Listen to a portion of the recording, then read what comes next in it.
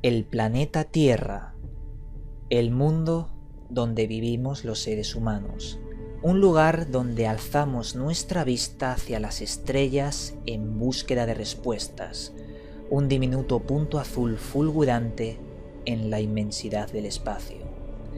Pero este planeta tiene una parte oculta. En sus profundidades podrían residir grandes secretos. ¿Y si no fuéramos los primeros habitantes del planeta? La Tierra hueca es un tema que ha generado multitud de controversias a lo largo del tiempo. Vamos a hablar sobre la verdad y la mentira respecto a esta teoría. ¿De dónde han salido las extensas redes de túneles subterráneas que recorren todo el mundo? ¿Qué clase de entidades o seres podrían estar viviendo bajo tierra? ¿Existen en alguna parte del mundo entradas para acceder a la Tierra hueca? Las pruebas existen, pero la ciencia no quiere saber nada de ellas.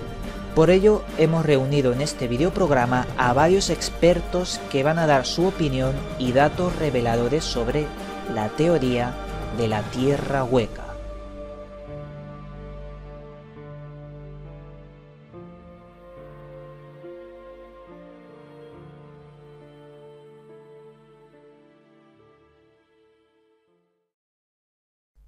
En primer lugar, vamos a presentar a nuestro primer investigador, que nos va a dar su opinión personal y también va a aportar datos muy interesantes sobre la teoría de la Tierra hueca. José Luis Camacho de mundodesconocido.es, y ante todo te doy las gracias por estar aquí con nosotros y robarte un poco de tu tiempo. Gracias a ti y al equipo de Gran Misterio. Voy a hacerte una pregunta bastante directa. ¿La teoría de la Tierra hueca es un hecho que se pueda comprobar con muchas evidencias o existe algo que nos diga que es imposible? Es un hecho. La Tierra hueca es algo que existe. Todos los planetas, orbes del universo, ya sean pues, satélites naturales, estrellas, quasars, pulsars, planetas, evidentemente, son huecos. La propia naturaleza tiende a ahorrar, sería absurdo que crease orbes macizos. E incluso si tuviéramos un orbe macizo, posiblemente nosotros estaríamos sometidos a unas fuerzas gravitatorias inmensas que no podríamos soportar. La biología sería mucho más difícil de que se pudiese desarrollar correctamente. Los orbes son huecos, es muy difícil encontrar pues mapas, planos, fotografías o cualquier tipo de análisis correcto de un orbe en el cual hayan fotografiado de manera exhaustiva los polos. Y es cierto que hay algunas fotografías, como hemos podido ver en el proyecto Clementina, cuando ha hecho una prospección de la Luna y nos muestra los polos. Se ve de una manera muy borrosa, se ve de una manera muy extraña. Y bueno, pues no es la primera vez que la NASA parece ser que aquello que ve lo interpreta de otra manera totalmente distinta a lo que realmente es, si no directamente lo cambia, como si hay testimonios al respecto. Sí. También he tenido oportunidad recientemente de ver cómo Saturno, concretamente, que ha sido orbitado por la sonda Cassini de manera reciente, ha efectuado unas fotografías del Polo Norte y se les escapa en un momento dado un intenso brillo que parte de esa posición del Polo Norte, en el cual se ve el Sol interior.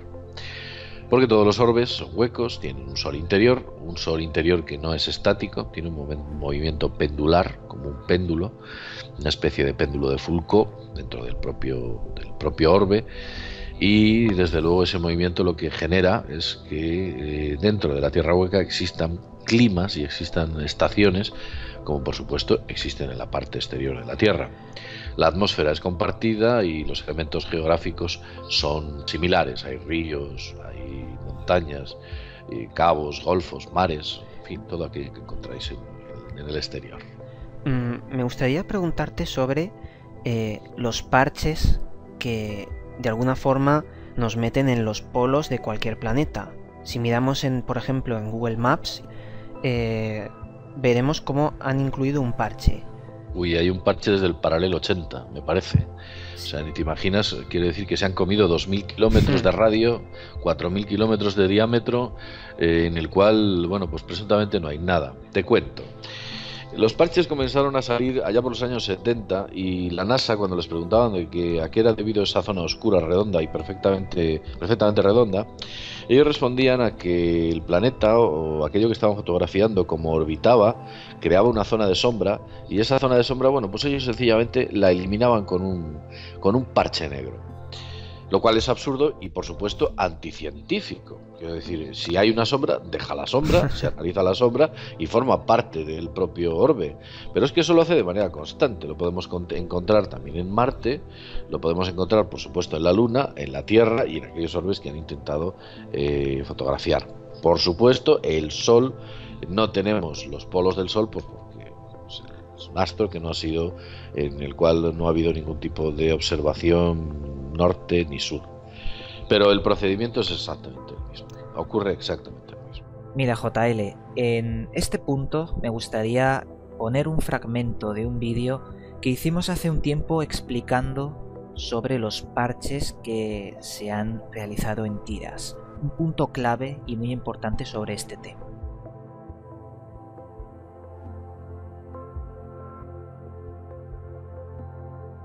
Ahora nos vamos a ir un poco más cerca, a la Antártida, porque en la Antártida la NASA decidió colocar un enorme parche de color blanco para censurar una zona muy grande en la Antártida. Hay algo que no quieren que veamos y por ello colocaron el parche. Muchos investigadores han teorizado que existiría una entrada a la Tierra hueca. Otras personas han dado una explicación para la colocación de este parche. Nos han dicho que los satélites toman fotografías en tiras de los planetas. Cuando colocan las tiras una al lado de la otra, forman la conjunción de toda la imagen del planeta, por ser circular. ¿Pero qué pasa con esto? Pues que en las extremidades de estas tiras, unas se quedan más largas que otras no coinciden en definiciones, y por ello las recortan dejando un círculo negro. Pero para tapar el círculo negro colocan un parche. Es una explicación bastante buena, pero tiene muchos fallos, ya que el parche colocado en la Antártida no coincide con el centro exacto del eje central de nuestro planeta. Estarían censurando una parte cercana al centro, y además hacer fotografías en tira de nuestro planeta Tierra no tiene sentido, ya que ¿cuántos satélites y cuántas fotografías se han tomado de nuestro planeta? Las suficientes como para crear una fotografía en conjunción de la Tierra sin errores, una fotografía en HD que contenga multitud de detalles. Por ello creemos que las tiras no funcionan esta vez para explicar este parche. Y además os doy otra pregunta. ¿Por qué colocan un parche de color blanco en vez de fotografiar una zona y colocar un parche pero con la fotografía de la zona? Esto sería mucho más lógico. Lo cierto es que lo tenemos en la Antártida, también en el Polo Norte, en el Ártico y también en todos los hemisferios de todos los planetas que han sido fotografiados. Aquí estáis viendo a Saturno, también tiene un parche. En definitiva, creemos que es muy posible que todos los planetas tengan cavidades en sus hemisferios para poder entrar. Y nos lo han censurado de forma descarada. Mira, yo voy a proponer, efectivamente, Sí. te cuento. Yo propongo a aquellos que están oyendo esto que busquen las rutas de los satélites alrededor del Polo Norte y Polo Sur y verás cómo dejan un enorme espacio justo en el punto más norte y en el punto más sur. ¿Por qué dejan ese espacio? Pues muy sencillo, porque hay una gran oquedad en la cual la gravedad no se comporta de manera correcta y desde luego perturbaría la órbita correcta de los satélites. Es por ello que si acudís a un mapa, yo en algunas ocasiones lo he podido presentar y se ve claramente como no solo los aviones, sino que los propios satélites tienen prohibido sobrevolar los polos debido sencillamente a eso, a la aberración magnética y por supuesto la aberración gravitatoria que se producen en esos puntos en concreto. Otra de las cuestiones que más se ha planteado sobre la Tierra hueca sería pensar en si el Obre la Tierra entera fuera hueco o sería un conjunto de muchas galerías huecas? Bueno, aparentemente y según ciertos estudios, efectivamente en el subsuelo existen un montón de galerías huecas, en muchas ocasiones producidas por la propia geología de la Tierra en su proceso de formación. Ha dejado esas oquedades debido a, bueno, pues los movimientos volcánicos, la era en la cual la formación de la Tierra, bueno, pues generó que esas capas tectónicas y esos movimientos produjesen esas grandes oquedades y esas capas no quedasen totalmente compactadas, sino que esas capas quedan con enormes, inmensas oquedades, inmensas redes de túneles por donde se escapa el aire, el agua y todos esos movimientos geológicos de los fluidos. Y por supuesto esas oquedades perduran.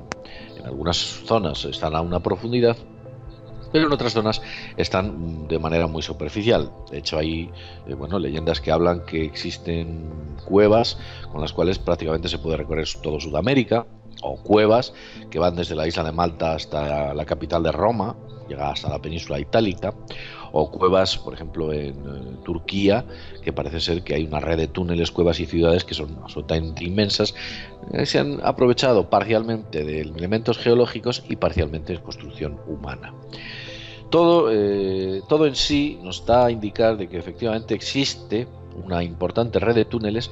Debajo de esa red de túneles puede que exista una compactación importante para posteriormente, bueno, pues existir unos 1000 kilómetros en los cuales aparece la corteza interior de la Tierra.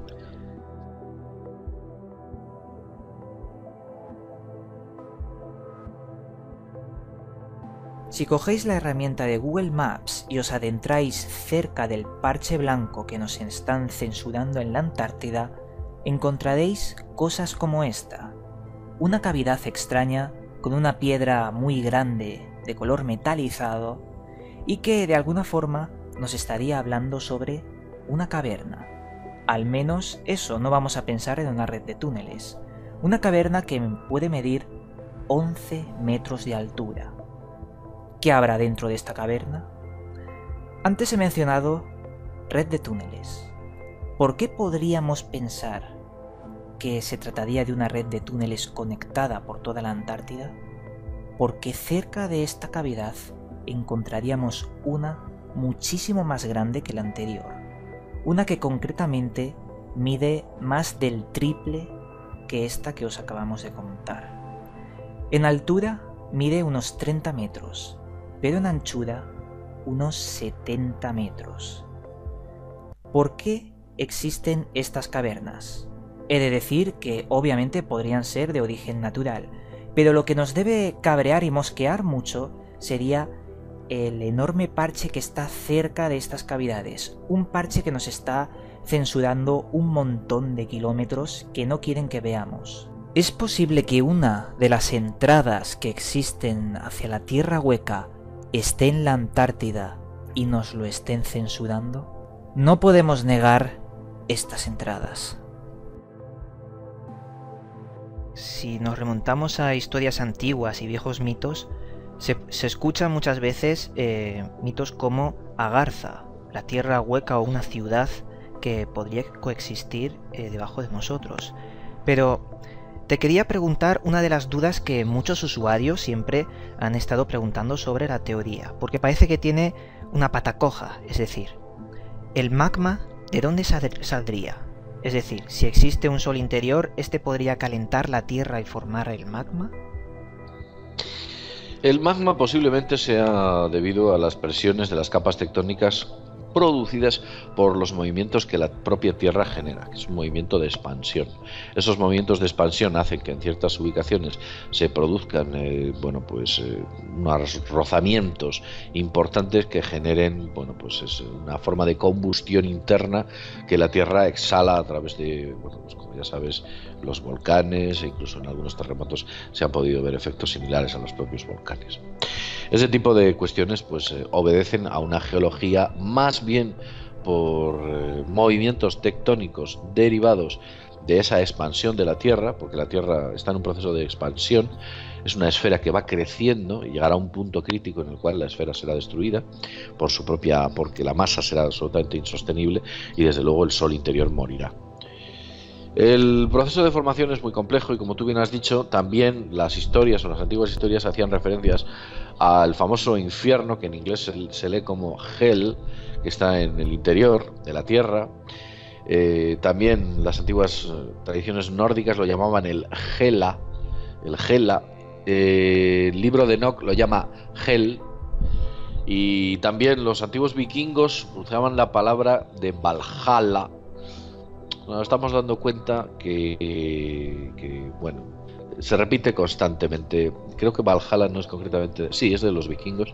Nos damos cuenta que la etimología de las palabras parece que nos están indicando que efectivamente existe una tierra más allá del norte, una tierra verde, cálida, y en la cual es, bueno, pues los antiguos esquimales, cuando les preguntaban cuál era su origen, ellos decían que venían de una tierra más allá al norte, una tierra cálida. No solo te lo estoy contando yo, sino que recurres, por ejemplo, a los escritos de los antiguos exploradores.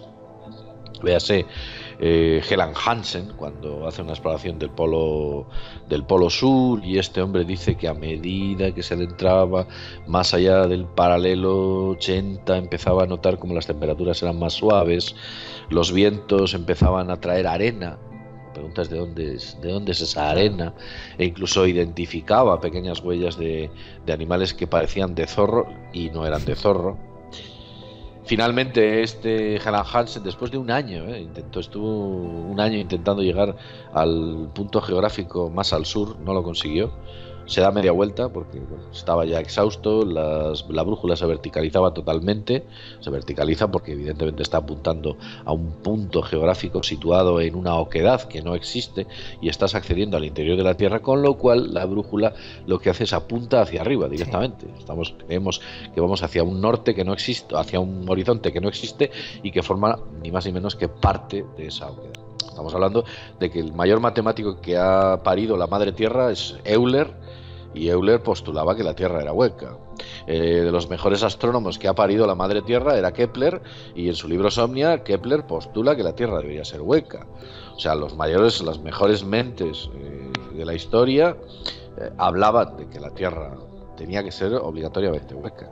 Ellos no entendían otra forma de orbe. Exacto. Es como si aquel conocimiento antiguo, que parece que los antiguos tenían más saberes que nosotros, ha ido censurándose poquito a poco en el tiempo y ahora tenemos a cuentagotas pequeñas teorías que podrían ser muy revolucionarias. Te doy las gracias por habernos ayudado a complementar este documental sobre la Tierra hueca y animo a todo el mundo a que visite los videoprogramas de Mundo Desconocido. Muchas gracias, José Luis. Gracias a ti y al equipo de Gran Misterio.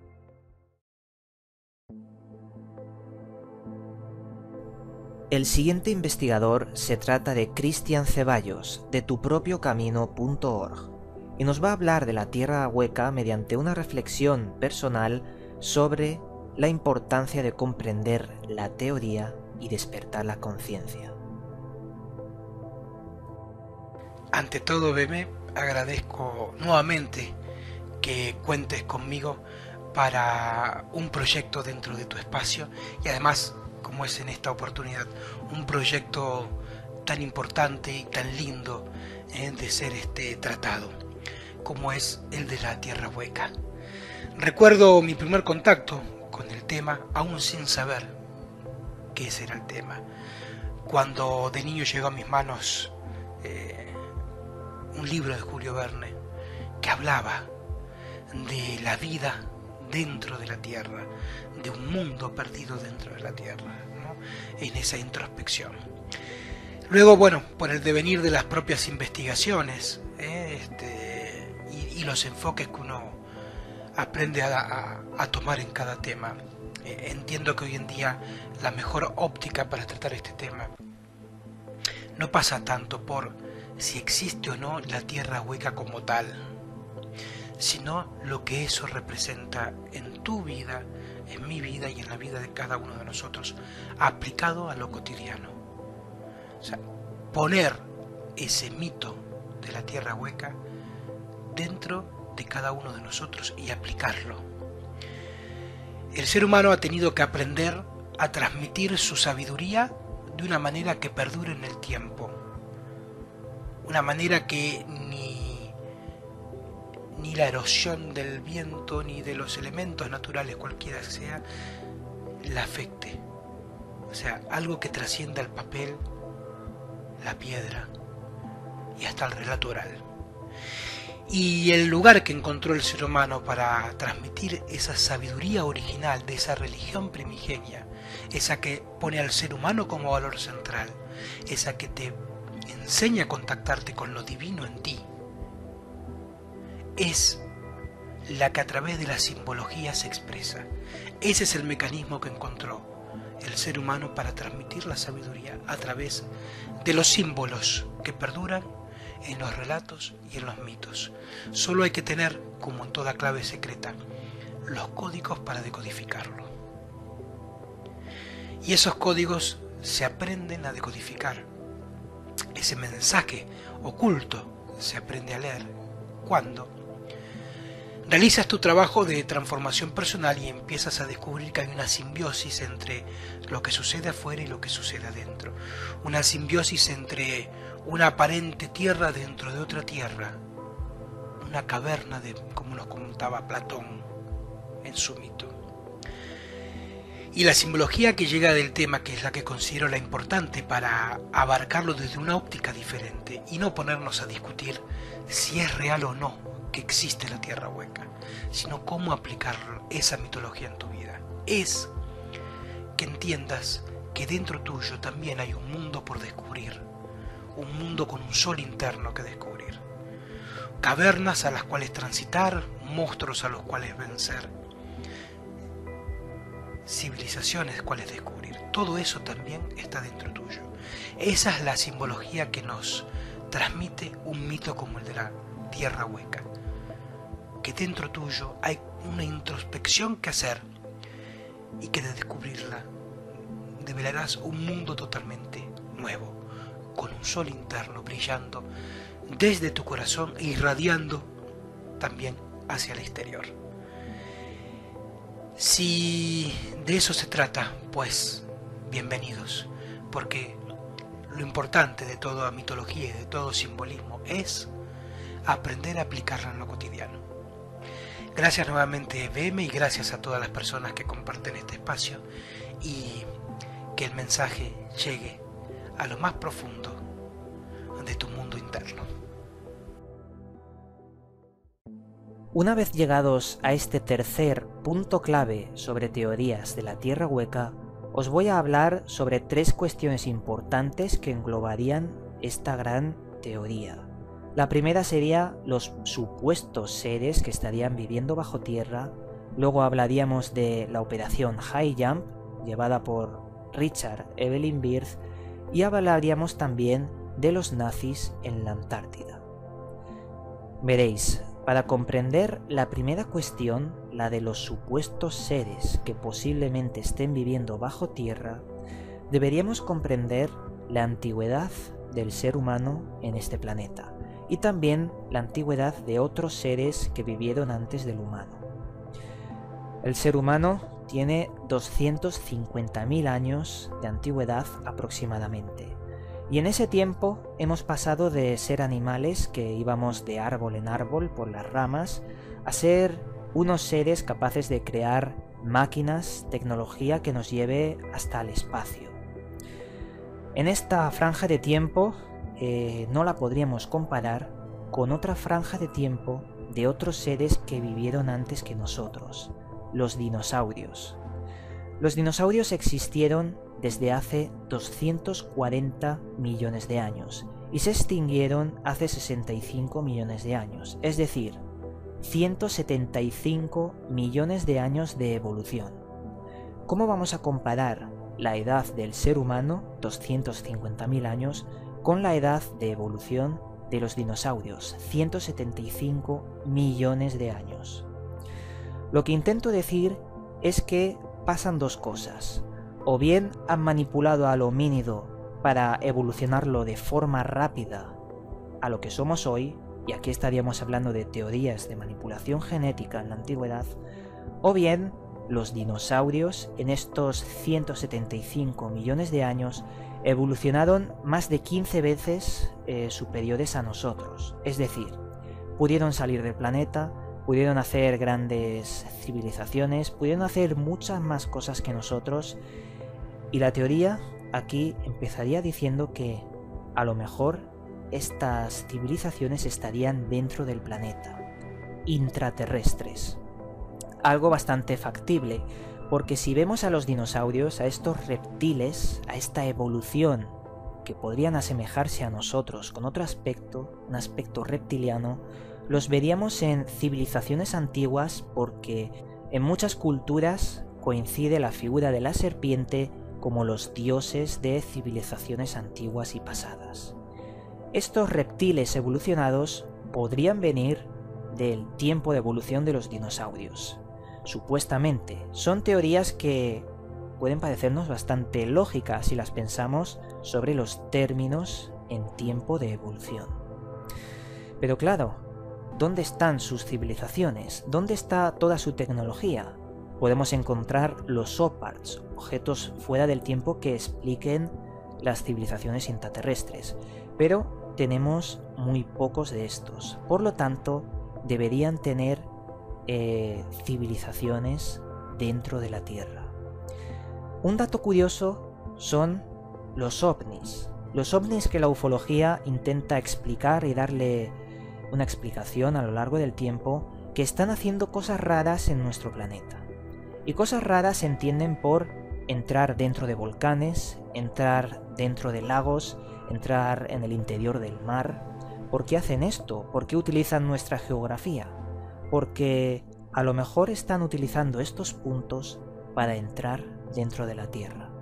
Un caso muy reciente es el volcán Popocatépetl en México, un volcán que ha recibido más de 20 grabaciones sobre objetos extraños que se meten dentro del volcán, objetos luminosos bastante grandes y muy rápidos. Un volcán que la ufología tiene ojo a visor porque es uno de los lugares más concurridos sobre fenómenos ovni. Y no es el único volcán donde estos ovnis entran. Es decir, es posible que los ovnis utilicen los volcanes para adentrarse dentro de la Tierra, donde tendrían civilizaciones muy grandes construidas hace 175 millones de años de evolución, que tienen los dinosaurios que posiblemente evolucionaron en algo como nosotros.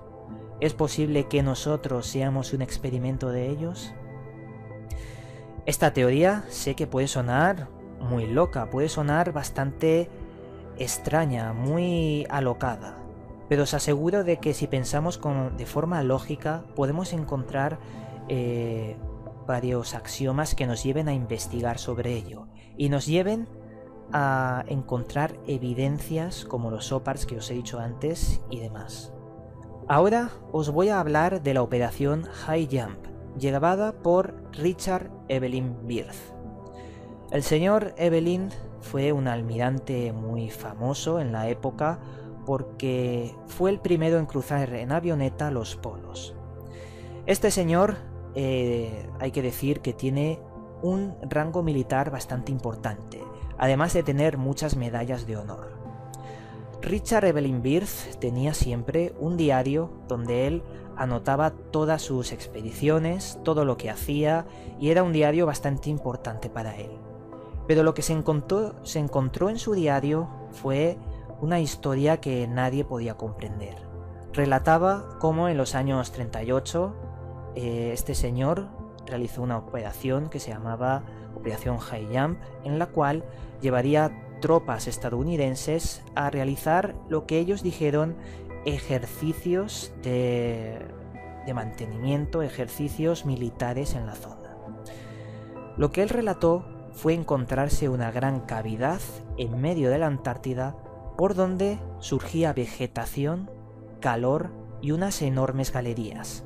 En este diario, Richard Evelyn Byrd afirma haberse adentrado en las profundidades de estas cavernas y obtener aparte de que su brújula se volvía loca, un agradable clima, un clima de unos 10 grados, algo que no coincide con nada que hayan visto los satélites. Por ello, tras esta expedición, Richard Evelyn Byrd, que tenía, y es bastante importante, un alto cargo militar, afirmaba que la Tierra debería ser hueca. ¿Qué pasó con Richard? Pues que con el tiempo fue desprestigiado, abandonó o le hicieron abandonar el régimen militar y además su diario fue confiscado. Tenemos pocas notas sobre el diario que pueden ser consultadas y sería uno de los que realizaron expediciones misteriosas dentro de la Antártida. Y luego tendríamos que hablar sobre la implicación de los ejércitos nazis dentro de la Antártida, porque parece ser que existen registros de ellos buscando algo que se desconoce todavía. Se habla mucho sobre prototipos de ovni nazi por una tecnología que estaba siendo en desarrollo gracias por ingeniería inversa de otros ovnis que habían caído, o en fin, sería ya teorías conspirativas bastante grandes. Lo que quiero que os quedéis con estas 3 teorías que os he dado es que en la Antártida existe algo que ha sido censurado y que desconocemos, algo importante, y además el tiempo de la evolución de los dinosaurios nos hace pensar sobre que es posible que estos hayan evolucionado mucho más que nosotros.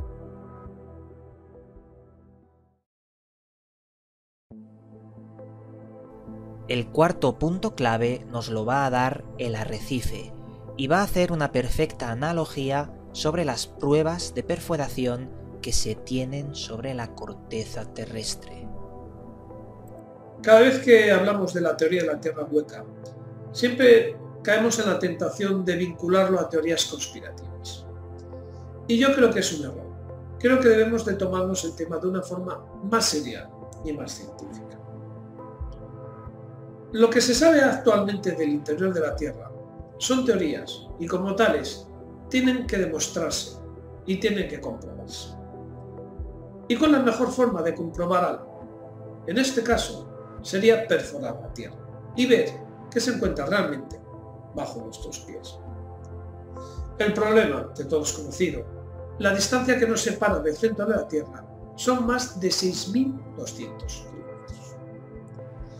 Y de esos 6.200 kilómetros, lo único que ha sido capaz el hombre de perforar son 12 kilómetros. Solamente 12 kilómetros, que son los que se ha llegado a perforar en la cueva de Kolan, en Siberia. Y estos 12 kilómetros representan, ni más ni menos, el 0,1% del camino que nos separa del centro de la Tierra. Y sin embargo, en tan solo 12 kilómetros se han encontrado cosas con las que no se contaban. Una de ellas muy llamativas. Bajo una capa de roca impermeable se ha encontrado agua. Agua que tiene que provenir forzosamente del interior de la corteza terrestre. La segunda cosa que se ha encontrado, el segundo hallazgo que ha llamado la atención, es encontrar una especie de fango con un alto contenido en hidrógeno. Hallazgo que tampoco estaba contemplado en las posibles composiciones y descubrimientos que se encontrarían en dicha perforación. Por tanto, lo que nos preguntamos desde el arrecife es si en tan solo un 0,1% se han encontrado 2 hallazgos sorprendentes. ¿Qué pasaría si llegáramos a perforar 120 kilómetros? ¿Qué nos encontraríamos? ¿Y si en vez de 120 fueran 1200? ¿Y qué pasaría si una tecnología pudiera capacitarnos para que dicha perforación llegara a los 6200 kilómetros? Dudo mucho que no se repitieran sorpresas como la del agua, la del hidrógeno y otras que podrían fundamentar la teoría de la Tierra hueca.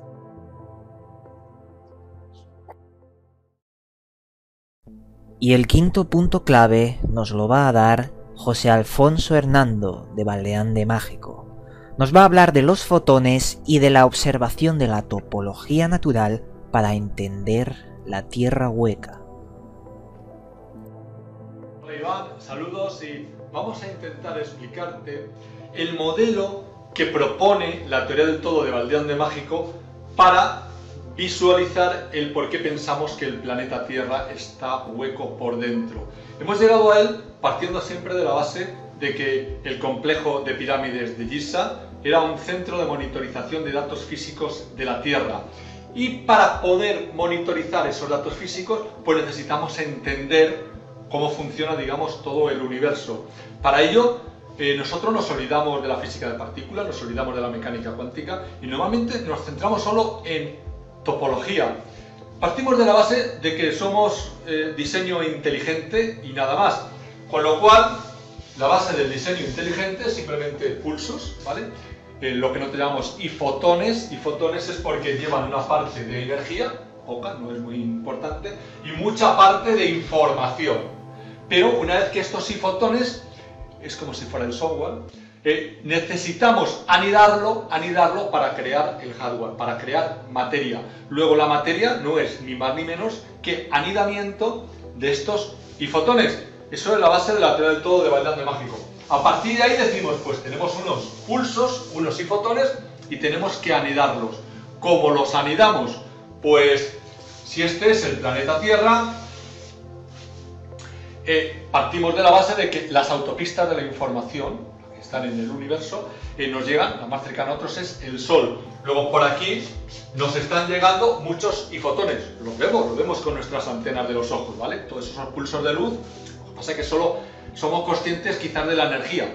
La información es lo más importante, pero va a nuestro inconsciente. El caso es que llegan esos ifotones y el planeta Tierra es un doble toroide. Son absorbidos por el polo norte y por el polo sur principalmente. Entonces se crean lo que se llaman los cinturones de Van Allen. Los cinturones de Van Allen no es ni más ni menos que con lo que se atrapan estos ifotones que nos van llegando. Pero por estos cinturones se caracterizan porque van girando hasta llegar al polo norte. Van girando y se van acelerando, ¿vale? Luego todas esas partículas al final llegan casi a la velocidad de la luz en los polos. Por eso lo vemos, por eso vemos las auroras, grandes cantidades. El caso es que cuando llegan al polo norte, esto absorbe en un sentido, polo norte, y el polo sur absorbe en el otro sentido. Los dos absorben. Las partículas que van por el exterior, es digamos los electrones, la ciencia los llama negativo, giran en un sentido y entran. Pero algunas que van en el sentido contrario, pues resulta que ¿qué pasaría? Serán rechazadas. Van hacia afuera. Esas que van rechazadas en el sentido contrario entran en el otro cinturón que va por dentro, que es lo que llamaríamos protones, ¿vale? La parte positiva, no es positiva ni negativa, simplemente giran en otro sentido. Irían en otro sentido y entrarían por el polo sur, ¿vale?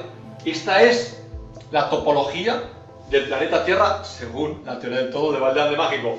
A partir de que son absorbidos por el polo norte y por el polo sur, es fácil entender, pues, el HARP. Cuando hablamos del HARP, de cómo lo único que hacen con el HARP es variar este flujo, es como si fuera el micrófono que yo al hablar varío el flujo que pasa por ahí, ellos varían este flujo, llegaría al centro de la Tierra, aquí colapsa, sale por el exterior y aquí, en Perú, en Cajamarca, pongo un altavoz y escucho, ¿vale? Luego tengo un sistema de comunicaciones que lo puedo utilizar con el HARP o que nosotros tendríamos que con la pirámide de Keops hacían eso, monitorizar aquí. Por eso proponemos que las líneas de Nazca no eran ni más ni menos que el sello identificativo de la trama que salía al espacio. Entendemos también aquí que todo es absorbido y llega al centro de la Tierra. si llega al centro de la Tierra, podemos entender por qué el petróleo lo consideramos una energía renovable, ¿vale? Porque el CO2 es expulsado, pero vuelve a entrar por los poros, llega al centro, colapsa y se crea ahí al colapsar algo nuevo, una materia nueva, que es lo que llamamos crudo. O lo mismo pasa con el agua. O incluso decimos cómo aquí se forma, lo que no tenemos teoría de los croissants, cómo se forma ahí, como si fuera una oreja, que es por donde oyen, pero con una forma de croissant, con lo cual puedo mantener constante el eje del planeta Tierra. Por eso decimos, todo está controlado. También entendemos así de cómo dibujarían los círculos de las cosechas, ¿vale? Autopistas de la información, entra, sale. Bien, ahora bien, el planeta es hueco. ¿Por qué sabemos que es hueco? Porque estudiando la topología, pues simplemente cogemos modelos. ¿Cuál es el modelo más parecido al del planeta Tierra? La manzana. La manzana, si observamos por el polo sur, por ejemplo, la forma de fuera, vamos a ver, si ahora la cortamos por el centro, de que esa misma forma que tenemos aquí es la que vamos a ver dentro, que es hueca, lo que pasa es que en 3D, ¿vale? ¿Cómo sabemos la de los polos de aquí? Pues es muy sencillo, el planeta Tierra es difícil verlo, o no nos dejan verlo, pero es muy fácil verlo en Saturno. En Saturno, el modelo, este modelo sirve para todos los planetas. Allí es un hexágono. Si es un hexágono, significa que en el centro del planeta Tierra nos vamos a encontrar con algo parecido a esto. La flor de la vida, ¿vale? Pero esta flor de la vida estará hueca, ¿vale? Aquí en la manzana es donde están las semillas por dentro. Luego, significa que al igual que nosotros podemos vivir en el exterior, y en el exterior tenemos una recicladora, es como reciclamos el agua, el H2O llega al IVA, se crean las nubes, vuelve a salir el agua. Lo mismo en el interior van a tener la luz, estos y fotones, porque van a entrar por el polo norte, van a tener agua, van a tener H2O, porque el vapor de agua va a entrar y va a entrar por el polo norte y van a tener energía. Luego, son las únicas cosas que necesitamos para que haya vida: luz y agua. Sin ello no hay vida. En el exterior nosotros tenemos luz y agua, y en el interior ellos tienen luz y agua. Así que pueden vivir perfectamente. Este es el modelo único que propone la teoría del todo de Maldán de Mágico. Gracias. Esta ha sido la teoría de la Tierra hueca. A estas alturas sabréis que puede tratarse de algo más que una posibilidad. El peligro lo tenemos cuando estos gobiernos limitantes nos imponen desde pequeños verdades absolutas. Tal cosa es así y no puede ser cambiada. Pues sabéis que al principio creíamos que la Tierra era plana. Mi consejo os diría que creáis en todo y no creáis en nada. Vosotros construís vuestra propia realidad. Vosotros debéis ser capaces de poder visionar y encontrar lo que vosotros necesitáis para investigar. Os mandamos un cálido abrazo, yo y todos los que han participado en este videoprograma, y nos volveremos a ver en otro vídeo.